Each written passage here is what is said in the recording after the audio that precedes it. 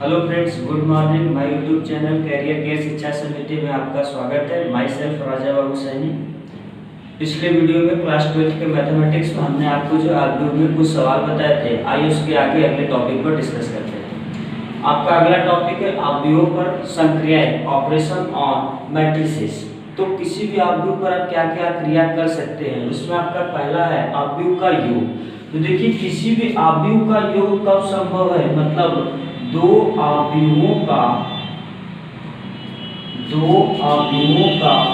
योग तभी संभव है जब दोनों अवयव की कोटि बराबर। ठीक है, मतलब अगर दो अवयव आपके ए और बी है तो उनका योग तभी संभव है जब उन दोनों अवयव की कोटि क्या होनी चाहिए, बराबर होनी चाहिए। अगर आप मान लीजिए कि ए बराबर आपके पास एक अवयव है ए आई जे, जिसकी कोटि है m गुणे n की, और b बराबर एक अवयव आपका है बी आई जे, जिसकी कोटि m गुणे n है, मतलब तब a और b परिभाषित होगा। ठीक है, मतलब a और b कब संभव है, जब इनकी कोटि आपस में क्या रहनी चाहिए भाई, बराबर रहनी चाहिए। तो इनके योग को हम इस प्रकार से परिभाषित करते हैं कि a प्लस बी बराबर ए आई जे m गुणे n की कोटि के रूप में, और इसको लिखेंगे बी आई जे m गुणे n की कोटि के रूप में। तो यहाँ से जो इक्वल आएगा आप इसे क्या लिख सकते हैं, सी आई जे के। और इन दोनों अवयवों को योग करने से जो अवयव आएगा उसकी भी कोटि कितनी होगी, m गुणे n की होगी, जहां पर ए आई जे प्लस बी आई जे बराबर सी आई जे की होगा। ठीक है, अगर हम आपको एग्जांपल के तौर पर कोई दो एक अवयव लेकर चले, आप मान लीजिए आपके पास 1 2 3 4, एक अवयव ये है और एक दूसरा अवयव आप मान लीजिए 3 4 5 6, ये कोई अवयव है, आप इनका योग कर रहे हैं। इसको हमने कर दिया a और इसको हमने कर दिया b। तो यहाँ से a प्लस बी जब आप डिफाइन करेंगे तो आप कितना लिखेंगे भाई, 1 3 और 1 कितना हो जाएगा 4, 2 और 4 कितना हो जाएगा 6, 3 और 5 कितना हो जाएगा 8, 6 और 4 कितना हो जाएगा 10। तो दो अवयवों का जो योग होगा आपका इस रूप से क्या किया जाएगा, परिभाषित किया जाएगा। ठीक है, आइए अगला देखिए। अगला आता है अवयवों का एक अदिश से गुणन। आप मान लीजिए कि आपके पास एक अवयव a है, ठीक है, जिसको हम लोग जो है इसके अवयवों के रूप में a i j, और जिसकी कोटि कितनी है m गुणे n के रूप में है। तो हमने बताया था कि किसी अवयव को आप इस रूप में क्या कर सकते हैं भाई, लिख सकते हैं। एक राशि हमने लिया k, और k क्या है, अदिश राशि है। k कैसी राशि है, अदिश राशि है। तो जब इस a का आप अवयव a में जब आप गुणा करेंगे तो ये बनेगा k a, और ये जो k होगा a के प्रत्येक संगत अवयव में गुणा करेगा तो यहाँ पर आपको बनेगा k a i j, और इसकी जो कोटि होगी वो n गुणे n की होगी। एग्जाम्पल के तौर पर अगर हम आपसे लेके चले कि a बराबर हमने एक अवयव ले लिया 1 3 5 7 2 6, ठीक है।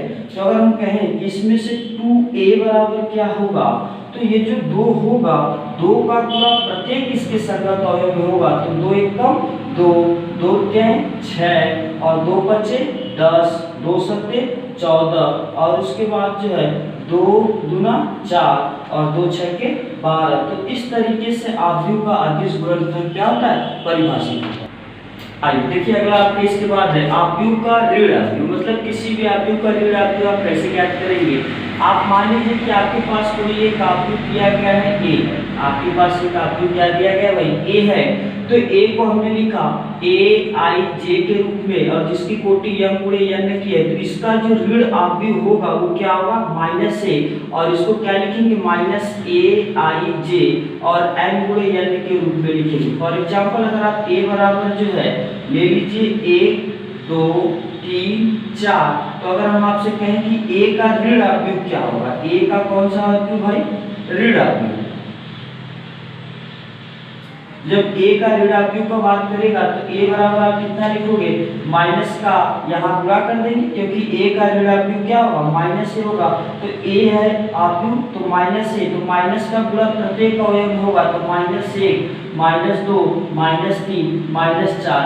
तो किसी भी आव्यूह का ऋण आव्यूह क्या होता है आपका, इस प्रकार से परिभाषित होता है। इसके बाद आपका अगला टॉपिक है, देखिए आव्यूह का अंतर। आव्यूह का अंतर सेम आव्यूहों के योग की तरह है। आप मान लीजिए कि a बराबर एक आव्यूह aij है, ठीक है, और b बराबर एक आव्यूह जो है आपका bij है। तो इसमें भी वही कंडीशन है कि दो आव्यूहों का अंतर तभी संभव है जब उनकी कोटि क्या होनी चाहिए, समान होनी चाहिए। मतलब अगर a की कोटि m गुणे n की है तो b की कोटि भी कितनी की होनी चाहिए, m गुणे n की होनी चाहिए। तो a माइनस b बराबर आप लिखेंगे aij m गुणे n माइनस bij m गुणे n की, और इसके बाद मान लीजिए जो रिजल्टेंट आया वो अवयव आपका आएगा dij m गुणे n के रूप का है।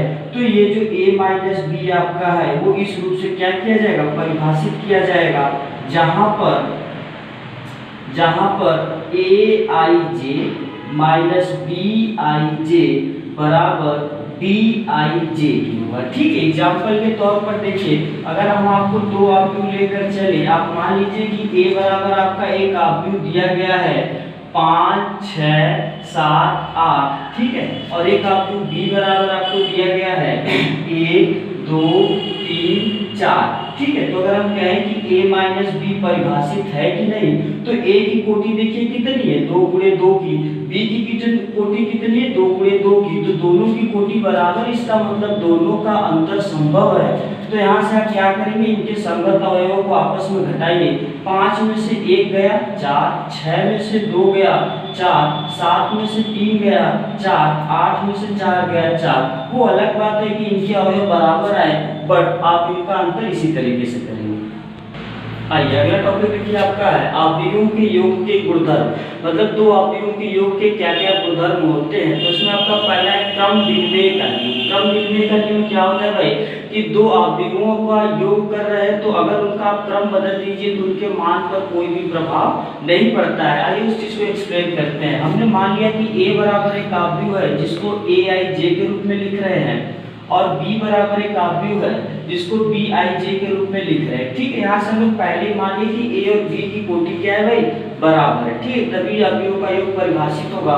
तो a प्लस b लेकर हम लोग चलते हैं, तो a प्लस b बराबर आप क्या लिखोगे, aij प्लस bij, ब्रैकेट में इस तरीके से लिखेंगे। और इस चीज को आप क्या लिख सकते हो भाई, दोनों अवयवों का योग कर देंगे तो aij प्लस bij के रूप में लिखेंगे। और ये चूंकि दो संख्याएं जो होंगी उनका जो स्थान होता है, मतलब आप आपस में चेंज कर सकते हैं, तो इनको लिखेंगे bij और प्लस aij के रूप में। और आव्यूह के रूप में अगर आप इस चीज को तोड़ देंगे तो क्या लिखेंगे, bij और प्लस ब्रैकेट में aij के रूप में। और ये कौन सी चीज है भाई, bij मतलब b और aij मतलब a। तो देखो हम लेके क्या चले थे, a प्लस b, और रिजल्टेंट हमारा आया क्या, b प्लस a। इसका मतलब ये हुआ कि आव्यूहों का योग क्रम विनिमय नियम का क्या करता है, पालन करता है। इसी तरीके से आप साहचर्य नियम को लेकर चलेंगे। साहचर्य नियम क्या कहता है कि a प्लस बी, पहले दो को जोड़कर फिर तीसरे को जोड़िए, या अंतिम दो को जोड़कर फिर पहले वाले को जोड़िए, रिजल्ट क्या होता है, एक ही होता है। सेम में आप इसी तरीके से कर लेंगे। आप a बराबर मान लेंगे aij, b बराबर मान लेंगे कितना भाई, bij के रूप में, ठीक है, और c बराबर मान लेंगे cij के रूप में। ठीक है, यहाँ पर a b c तीनों आव्यूहों की कोटि क्या है, बराबर है। तो आप इधर से लेफ्ट साइड लेकर चलते हैं, a प्लस b और प्लस का c, तो इसको क्या लिखेंगे, in bracket aij plus bij और ये ब्रैकेट बंद और प्लस का इन ब्रैकेट cij लिखेंगे। ठीक है, अब इस चीज को देखो आप क्या लिख सकते हो भाई, ये तीनों अवयव एक साथ क्या लिखेंगे, in bracket aij plus in bracket bij। ठीक है, ये ब्रैकेट बंद और ये प्लस का ब्रैकेट में यहाँ पर रहेगा CIJ। ठीक है, जब आप इस चीज को योग के रूप में लिखेंगे तो इस चीज को योग के रूप में देखिए क्या लिख सकते हैं भाई, सभी को एक साथ लिखेंगे in bracket AIJ plus BIJ plus CIJ के। अब इनका स्थान आप आपस में बदल सकते हैं, तो हम पहले क्या करते हैं, A वाले को बाहर कर लेते हैं, मतलब कि AIJ को हमने पहले लिख दिया और प्लस में इन दोनों को बाद में लिख दे रहे हैं BIJ और प्लस CIJ को। ठीक है, अब इनके अवयव को अलग अलग रूप में तोड़ के लिख लेंगे, तो AIJ और इसको इन ब्रैकेट लिखेंगे BIJ और ये आपको CIJ के।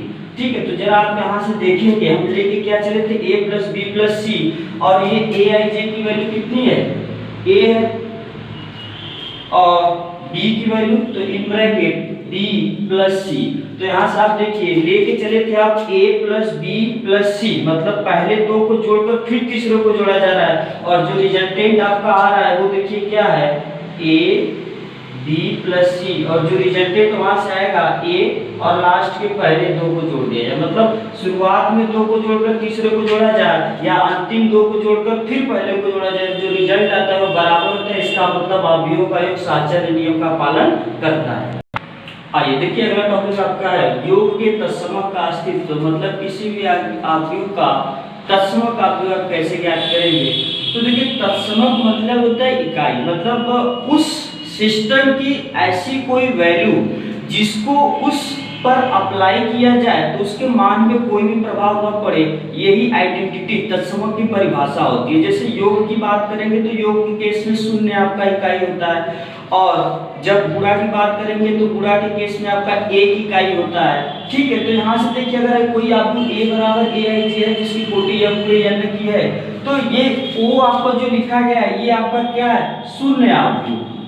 ये क्या है आपका शून्य अवयव, और शून्य अवयव को हमने पिछले वीडियो में बताया था कि ऐसा अवयव जिसके प्रत्येक अवयव शून्य हो वो क्या कहलाता है, शून्य अवयव कहलाता है। तो जो A की कोटि होगी वही O की भी कोटि होगी, तो A प्लस O बराबर O प्लस A बराबर 1, क्योंकि शून्य अवयव प्रत्येक अवयव 0 संगत अवयव को जोड़ेंगे तो वही हमको मिलेगा।